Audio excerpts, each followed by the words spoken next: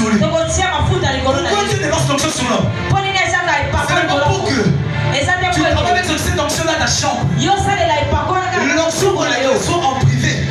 Mais on la démontre en public. Parce que l'onction dans notre vie, c'est pour un objectif. L'objectif de l'onction dans nos vies, c'est pour impacter. L'objectif de l'onction dans nos vies, c'est pour impressionner les hommes. C'est pourquoi le livre des Actes, chapitre 10, verset 38. La Bible a dit, vous savez comment Dieu a oint de force du Saint-Esprit Jésus de Nazareth, qui allait dénier son lieu, faisant du bien. C'était à quel âge que Jésus a commencé à faire le bien? C'était à l'âge de 30 ans. Parce que Jésus a été crucifié à 33 ans. Il n'a fait que 3 ans de ministère. Il y a des choses qu'il a fait dans les 3 ans.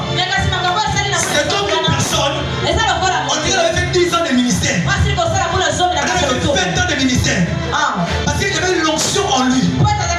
Et cette onction-là, partout où Jésus pouvait passer, il laissait des traces. Un homme qui a l'onction, lorsqu'il passe, il ne passe pas inaperçu. Mais un homme qui a l'onction, lorsqu'il passe, il est comme les serpents qui marchent sur la terre. Lorsque les serpents passent, il y a des signes qui montrent qu'il y avait un serpent qui était passé en Seigneur. Je suis en train de déclarer ce soir que l'Éternel déverse l'onction dans la vie de quelqu'un, afin que partout où tu passeras, que tu laisses des traces au nom de Jésus. Afin que partout où tu passeras, que tu laisses des signes.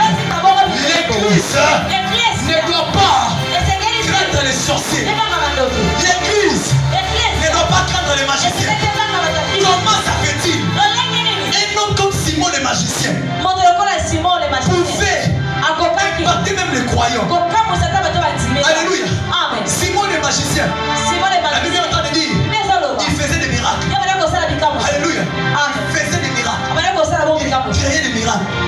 Et les hommes croyaient en lui. Et quand il faisait cette histoire-là, les hommes disaient que ça c'est Dieu. Ça réellement c'est Dieu. Or en ces temps-là, quand il y a la présence des faux, vous devez savoir qu'à l'occasion c'est la présence des vrais. Dieu avait réservé un Philippe. Philippe c'était un homme qui avait l'onction de Dieu, qui pouvait même disparaître.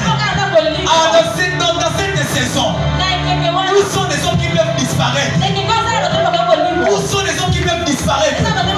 Quand vous voyez quelqu'un disparaître, vous allez dire que c'est la magie. Mais la magie là vient d'où? Avant que les mots magie deviennent magie, il y a un Dieu qu'on appelle omnipotent. Or l'omnipotence de Dieu, cela veut simplement dire un Dieu qui a tout pouvoir. L'homme du monde n'a pas l'omnipotence. Mais c'est lui qui a l'omnipotence. Ce n'est que Dieu.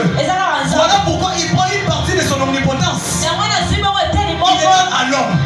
Voilà pourquoi ce jour-là, quand Simon le magicien faisait des miracles, il y avait maintenant un Philippe qui vient aussi. Il commence à faire des miracles. Et les miracles que faisait Philippe a étonné Simon le magicien. Et Simon le magicien a abandonné la magie à cause des miracles que faisait Philippe. Je suis en train de déclarer ce soir que les sorciers de ta famille abandonneront la sorcellerie. Quelqu'un ne va pas donner la main. Je dis que les magiciens et ton entourage vont abandonner la magie à cause de ce que